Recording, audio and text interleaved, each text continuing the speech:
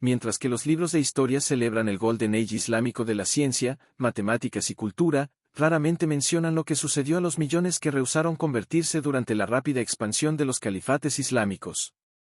Las prácticas documentadas de los imperios islámicos medievales hacia los pueblos conquistados hacen que la guerra medieval europea parezca más amable en comparación. Lo que se va a descubrir proviene de fuentes históricas escritas por los crónicos árabes ellos mismos, no solo sus enemigos. Estas prácticas fueron políticas sistemáticas de conquista que formaron el mundo medieval y arrasaron a todas las civilizaciones de la historia. Desde la tefada sistemática de niños para crear armias esclavas, hasta la total destrucción cultural de las civilizaciones antiguas, los califates islámicos perfeccionaron métodos de conquista que fueron más allá de una simple victoria militar. Entendieron que romper el espíritu de los pueblos conquistados fue más efectivo que solo ocupar sus tierras. El Imperio Otomano creó una de las operaciones de tráfico de niños más sistemáticos de la historia, disfrazada de un sistema de colección de impuestos. El depsirme, o impuesto de sangre, requería a las familias cristianas en los Balcanes que surrendieran a sus hijos al sultano cada unos años. Los oficiales otomanos pasaban por las aldeas cristianas, eligiendo niños entre 8 y 18 años a base de fuerza física y inteligencia. Los padres estaban forzados a observar a sus hijos siendo retirados, sabiendo que nunca los verían de nuevo. La resistencia significaba la muerte de toda la familia. Estos niños fueron trasladados a Estambul, forzadamente convertidos en islam y sujetados a entrenamientos militares intensivos diseñados para erradicar sus identidades anteriores. Estaban prohibidos de hablar sus lenguajes nativos, contactar a sus familias o practicar su religión original. Los más prometedores fueron entrenados como janisarios, el elito infantero del sultano. La manipulación psicológica fue sofisticada y brutal. A los niños les enseñaban que sus familias cristianas los abandonaron, mientras que el sultano los salvó de la ignorancia. Estaban dando nuevos nombres, nuevas historias y nuevas lealtades. Muchos creían genuinamente que les obligaban a todo al sistema otomano que los enslavó. La escala era estruendosa.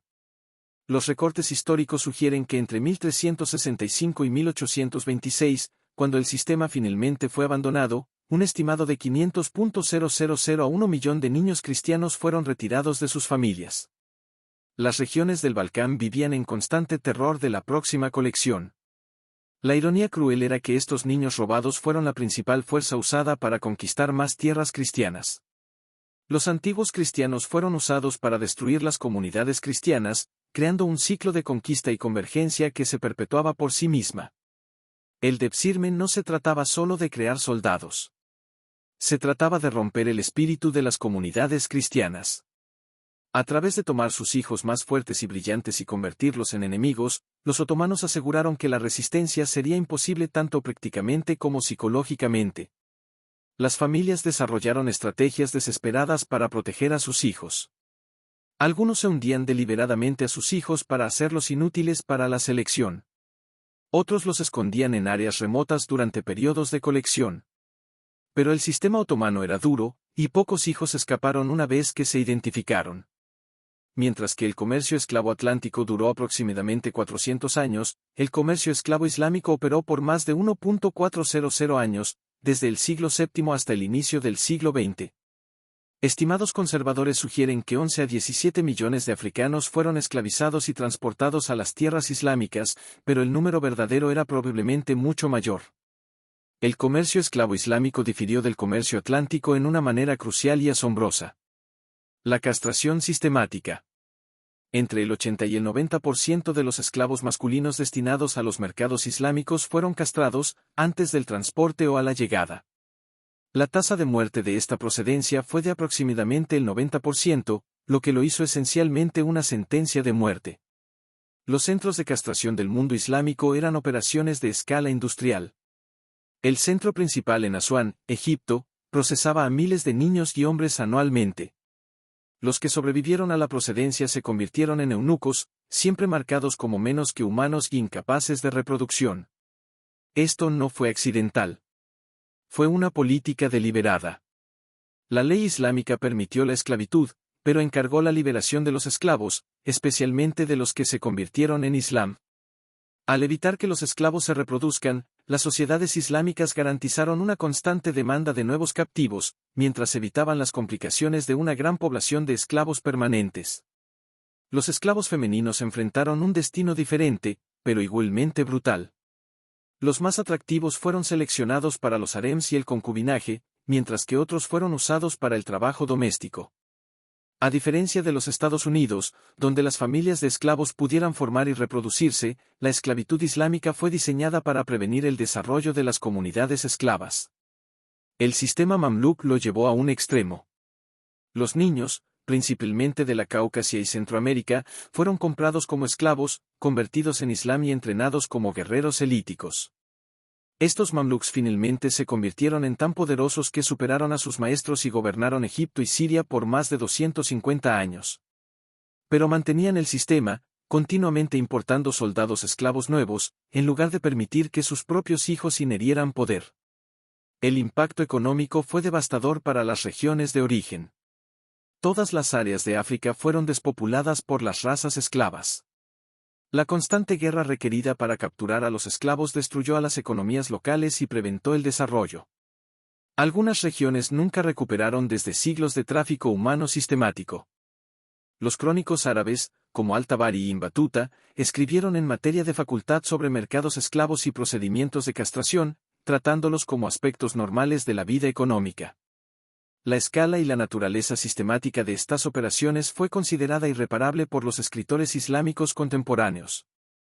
El impacto psicológico en las familias y las comunidades. Los califates islámicos desarrollaron sistemas sofisticados para destruir a otras religiones, mientras mantenían la deniabilidad plausible sobre la conversión forzada. El sistema de dhimmi creó frameworks legales que hicieron la no conversión económica y socialmente insostenible. La jizya, o taxa de voto en los no musulmanes, fue deliberadamente establecida a niveles que desmantelarían a la mayoría de las familias. En muchas regiones, la taxa era equivalente a ingresos de varios meses, lo que lo hacía imposible para los más ricos. El proceso de colección fue diseñado para ser humillante. Los dhimmis tuvieron que presentarse en público, a menudo siendo golpeados o forzados a abogarse mientras pagaban. Pero la taxación era solo una herramienta. La destrucción sistemática de la infraestructura religiosa fue igualmente importante. Cuando los árabes conquistaron Egipto en 641 AD, comenzaron una campaña de siglos destruyendo monasterios y iglesias cópticos. No eran solo edificios religiosos. Fueron centros de aprendizaje que contenían las últimas remanentes de la conciencia y cultura de Egipto antiguo. La conquista de Persia vio destrucción similar. Los templos de fuego zoroastrianos, algunos de los que habían quemado continuamente por más de 1000 años, fueron sistemáticamente extinguidos. Los textos zoroastrianos fueron quemados, y los sacerdotes fueron ejecutados o forzados a convertirse. En pocos siglos, una religión que había dominado al imperio persano por más de un milenio fue reducida a una pequeña minoría. Las campañas de Mahmud of Ghazni en India, entre 1000 y 1027 AD, representan tal vez la destrucción más sistemática de la historia religiosa. Sus crónicos afirmaron que destruyeron más de 50.000 templos hindúes y forzaron a millones a convertirse en Swordpoint. El famoso templo Samnat, uno de los sitios más sagrados del hinduismo, fue desmantelado y sus fragmentos usados para construir pasos para una mosquera. La destrucción no fue vandalismo random, sino que fue una guerra psicológica calculada. Destruyendo los símbolos físicos de otras religiones, los conquistadores islámicos demostraron la poderosidad de otros dioses y la supremacía de Islam. Las conversiones forzadas a menudo ocurrieron en las ruinas de los templos destruidos, reforzando el mensaje de la dominancia islámica. Las restricciones legales los hizo más difícil practicar otras religiones. Los cristianos y los judíos eran prohibidos de construir nuevas iglesias o sinagogas, sonar las campanas o realizar procesiones públicas. No podían testificar contra los musulmanes en la corte, cargar armas o montar carros. Estas restricciones crearon un sistema de apartheid legal que hizo a los no musulmanes ciudadanos de segunda clase en sus propias tierras. El efecto acumulativo fue devastador. Las comunidades cristianas antiguas en África del Norte, que produjeron teólogos como Agustín, desaparecieron completamente. La población zoroastriana de Persia, una vez que nombraba en los millones, fue reducida a menos de 200.000 mundialmente hoy. Todas las tradiciones religiosas que existieron por milenios fueron erradicadas de sus hogares. Los califates islámicos institucionalizaron la esclavitud sexual a una escala que despejaba otros ejemplos históricos. El sistema harem no era solo sobre el placer de los reyes. Fue un método sistemático de romper a los pueblos conquistados a través de la explotación sexual de sus mujeres. El abogado calífico Harún al-Rashid, celebrado en las noches de Arabia, mantenía un harem de más de 2.000 mujeres. Fueron capturadas mujeres de todo el mundo islámico, mantenidas como propiedad sexual, y descartadas cuando se envejecieron o fallecieron de favor. Cuando Bagdad falleció a los mongoles en 1258, el último harem del abogado calífico contaba con más de 700 mujeres. Las cuentas contemporáneas describen la violación sistemática y el asesinato de estas mujeres cuando la ciudad se quemó, terminando siglos de la esclavitud sexual institucionalizada en la capital del abogado. El sistema concubinado creó un framework legal para la explotación sexual. Los concubinos no tenían derechos y podían ser comprados, vendidos o dañados como cualquier otra propiedad. Sus hijos eran considerados ilegítimos y no tenían derechos de inherencia, a menos que sean reconocidos específicamente por sus padres. Los mercados esclavos a lo largo del mundo islámico se especializaban en la venta de mujeres para propósitos sexuales.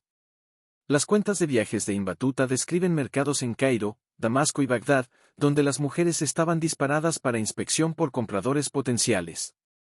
Los más atractivos comandaban los precios equivalentes a los salarios de varios años para los trabajadores discapacitados.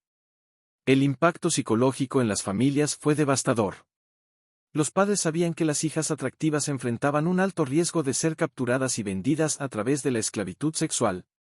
Algunas familias deliberadamente asesinaron las caras de sus hijas para hacerlas menos desirables para los mercados esclavos. Otras mantuvieron a sus hijas escondidas adentro, creando una cultura de seclusión femenina que persiste en algunas regiones hoy.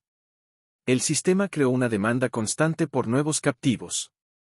A pesar de las esposas, que mantuvieron su estatus a lo largo de sus vidas, los concubinos se reemplazaron frecuentemente a medida que se agarraban. Esto significó que las esclavitudes específicamente objetaban a mujeres jóvenes, devastando la estructura demográfica de las regiones conquistadas. La escala de la esclavitud sexual fue enorme. El Imperio Otomano en sí es estimado haber ensalvado a más de 1,5 millones de mujeres para propósitos sexuales entre los siglos XIV y XIX. Estas mujeres vinieron de los Balcanes, la Caucasia, África y Centroamérica, representando docenas de diferentes culturas y etnicidades. La ley islámica proporcionó justificación religiosa para estas prácticas. Versos coránicos sobre aquellos a los que la mano derecha se les posee fueron interpretados para permitir acceso sexual sin límites a los esclavos femeninos. Los escolares religiosos desarrollaron frameworks legales elaborados que regulaban la compra, la vendida y el uso de esclavos de sexo, mientras mantenían que el sistema era divinamente sancionado. El impacto en las comunidades conquistadas fue profundo. El remuevo sistemático de mujeres jóvenes disruptó la formación familiar y la transmisión cultural. Muchas comunidades nunca recuperaron el daño demográfico causado por siglos de esclavitud sexual. Los califates islámicos perfeccionaron la guerra económica como una herramienta de conquista y control. El objetivo no fue solo extraer la riqueza de los pueblos conquistados, sino destruir sistemáticamente su capacidad económica y la dependencia forzada en los reyes islámicos. La taxa de tierra impuesta en los territorios conquistados fue deliberadamente establecida a niveles confiscatorios. En muchas regiones, la taxa consumió el 50% a 80% de la salida agrícola, dejando a los agricultores poco suficiente para sobrevivir. Cuando los agricultores no podían pagar, su tierra fue confiscada y dada a los inmigrantes musulmanes o convertida en propiedad religiosa Waqf. La conquista umayyad de Persia ofrece un ejemplo claro de destrucción económica sistemática. Los sistemas de irrigación sofisticados sasanianos, que han apoyado a la agricultura persiana durante siglos, fueron destruidos o permitidos para que se destruyeran. No fue un desastre accidental, sino una política calculada diseñada para prevenir la recuperación económica y la dependencia forzada en los reyes árabes. Las demandas de tributo a menudo incluían cuotas de la gente, en lugar de solo productos. Los nubianos estaban obligados a proporcionar 400 esclavos anualmente al califato de Fatimid. Los búlgares tuvieron que proporcionar a jóvenes para el servicio militar. Estas tributos humanas devastaron a las poblaciones locales, mientras proporcionaban a los califates con una sostenible suministración de trabajo forzado. Las restricciones de comercio crearon una apartheid económica. Los no musulmanes eran a menudo prohibidos de ingresar en ciertos tipos de comercio o forzados a pagar adicionales impuestos en sus actividades de negocio. Esto gradualmente transfería el control económico a los mercantiles musulmanes y empobreció a las comunidades no musulmanas. El efecto cumulativo fue el empobrecimiento sistemático de las poblaciones conquistadas. Regiones que habían sido prósperas por siglos se convirtieron en aguas atrasadas económicas en pocas generaciones de conquista islámica. El objetivo era hacer la resistencia económicamente imposible mientras creaban incentivos para la conversión al Islam. Los califates islámicos no solo conquistaron territorios. Sistemáticamente eliminaron las culturas y identidades de los pueblos conquistados. Este genocidio cultural fue tan intenso que todas las civilizaciones simplemente desaparecieron de la memoria histórica. La destrucción de los libros y centros de aprendizaje fue sistemática y deliberada. Cuando los árabes conquistaron Alexandria, destruyeron lo que quedaba de la famosa biblioteca que había sido el centro intelectual del mundo antiguo. Una destrucción similar ocurrió en Ctesifón, la capital sasaní, donde se quemaron libros imperiales persanos que contenían siglos de conocimiento acumulado. La supresión de la lengua fue una herramienta clave de la destrucción cultural. El árabe fue impuesto como la lengua de administración, educación y religión a lo largo de los territorios conquistados. Las lenguas locales fueron gradualmente marginalizadas y finalmente olvidadas. El cóptico, la última forma del antiguo egipcio, sobrevivió solo en contextos religiosos antes de desaparecer completamente de uso diario. El renombramiento de ciudades, regiones y funciones geográficas fue parte de un esfuerzo sistemático para erradicar la historia preislámica. Nombres antiguos con miles de años de historia fueron reemplazados con alternativas árabes. No era solo conveniencia administrativa. Fue una erradicación histórica deliberada. Los festivales religiosos y las prácticas culturales fueron sistemáticamente supresados. La celebración del Año Nuevo Persiano de Nowruz fue prohibida en muchas regiones. Los festivales hindúes fueron prohibidos en los territorios indios conquistados. Los costes locales que habían definido comunidades durante siglos fueron declarados inislámicos y eliminados. La destrucción de monumentos y la herencia arquitectónica fue igualmente sistemática. Templos preislamísticos, palacios y monumentos fueron demolidos o convertidos en mosques. El mensaje fue claro. El pasado era inválido. Y solo la cultura islámica tenía valor. Los sistemas educativos fueron completamente reestructurados. Las escuelas tradicionales que habían transmitido conocimiento local y cultura durante generaciones fueron cerradas o convertidas en madrasas que enseñaban solo a los sujetos islámicos. Esto rompió la cadena de transmisión cultural y aseguró que las generaciones más jóvenes crecieron ignorantes de su patrimonio. Los resultados fueron devastadores y permanentes. La civilización de Egipto antigua, que ha sobrevivido a conquistas persianas, griegas y romanas mientras mantenía su carácter esencial, fue completamente arrasada en pocos siglos de conquista árabe. La Persia zoroastriana, con sus ricas tradiciones literarias y filosóficas, fue reducida a una sombra de su antiguo ser. La escala de destrucción cultural fue tan completa que todavía estamos descubriendo lo perdido. Las excavaciones arqueológicas regularmente descubren evidencias de civilizaciones sofisticadas que fueron sistemáticamente destruidas y olvidadas. En todos los capítulos de la historia humana, fueron arrasadas por la conquista islámica. Los califates islámicos crearon uno de los sistemas más eficientes de conquista y destrucción cultural. Sus métodos eran tan efectivos que todas las civilizaciones simplemente desaparecieron de la memoria histórica, dejando atrás solo fragmentos arqueológicos y referencias escatadas en los textos sobrevivientes. La escala de destrucción fue imprecedente. Millones de personas fueron ensalvadas, asesinadas o forzadas a abandonar sus culturas y identidades. Civilizaciones antiguas que habían sobrevivido a múltiples conquistas e invasiones fueron completamente arrasadas en pocos siglos de expansión islámica.